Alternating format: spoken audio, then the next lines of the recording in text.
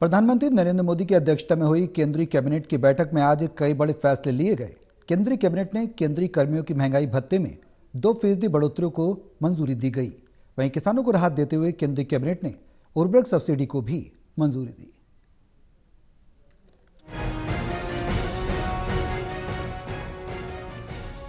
प्रधानमंत्री नरेंद्र मोदी की अध्यक्षता में हुई केंद्रीय कैबिनेट की बैठक में आज कई बड़े निर्णय लिए गए हैं। केंद्रीय कैबिनेट की बैठक में आज केंद्रीय कर्मियों के महंगाई भत्ते में 2% बढ़ोतरी को मंजूरी दे दी गई है। इस संशोधन के साथ केंद्रीय कर्मियों के डीए में 53% से बढ़कर 55% का इजाफा हो जाएगा। एम्प्लॉयज और पेंशनर्स के लिए डीए और डीएनएस रिलीफ को 53% से बढ़ा के 55% किया गया है with effect from 1/1/25. This will be a very big help for all the employees in the government and the pensioners also. वहीं केंद्र सरकार के 1 करोड़ से अधिक सेवारत कर्मचारियों और पेंशन भोगियों के लिए डीए और डीआर में ये बढ़ोतरी 1 जनवरी 2025 से प्रभावी होगी। 8वें वेतन आयोग की घोषणा के बाद ये पहली डीए बढ़ोतरी है।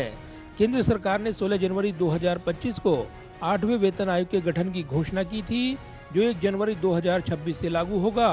वहीं केंद्रीय कैबिनेट ने एक और महत्वपूर्ण फैसले में इलेक्ट्रॉनिक्स आपूर्ति श्रृंखला में भारत को आत्मनिर्भर बनाने के लिए इलेक्ट्रॉनिक्स घटक विनिर्माण योजना को मंजूरी दे दी है। केंद्रीय मंत्री अश्विनी वैष्णव ने कहा कि इससे इलेक्ट्रॉनिक्स घटक विनिर्माण पारिस्थितिकी तंत्र में बड़े निवेश को आकर्षित करके एक मजबूत पारिस्थितिकी तंत्र विकसित करने में मदद मिलेगी।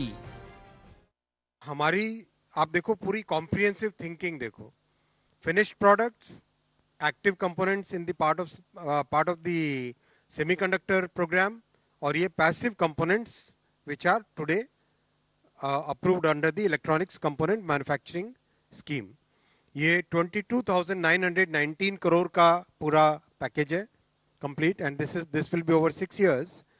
बहुत सारे सेक्टर्स सर्व होंगे, electronics, telecom, consumer, medical devices, automobile, power sector, और केवल इस स्कीम से डायरेक्टली एम्प्लॉयमेंट जनरेट होगा करीब 1 लाख। वहीं केंद्रीय कैबिनेट ने बिहार की कोसी मेची अंतर राज्य लिंक परियोजना को प्रधानमंत्री कृषि सिंचाई योजना त्वरित सिंचाई लाभ कार्यक्रम के अंतर्गत शामिल करने को भी मंजूरी दे दी है। केंद्रीय कैबिनेट ने किसानों के हित से जुड़े एक महत्वपूर्ण फैसले में फॉस्फेटिक और पोटासिक P&K उर्वरकों पर पोषक तत्व आधारित सब्सिडी NBS दरों को भी मंजूरी दे दी है। केंद्रीय कैबिनेट ने खरीफ 2025 के लिए फॉस्फेटिक और पोटासिक उर्वरकों पर पोषक तत्व आधारित सब्सिडी यानी NBS दरों को मंजूरी दी है, जिसकी बजटीय आवश्यकता 37,216 करोड़ से ज्यादा रुपए की है। इससे लाखों किसानों को लाभ होगा। उन्हें किफायती और उचित मूल्य पर उर्वरक प्राप्त होंगे।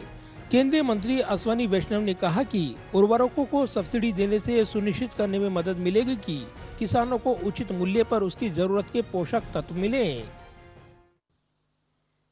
आज साथियों, किसानों के हित के लिए, अन्नदाताओं के हित के लिए एक और बहुत बड़ा फैसला लिया गया है। आप सब जानते हैं कि फर्टिलाइजर्स का प्राइस जो कोविड के बाद में बहुत ज्यादा बढ़ गया दुनिया में, लेकिन प्रधानमंत्री श्री नरेंद्र मोदी जी ने किसानों के ऊपर बोझा नहीं आने दिया।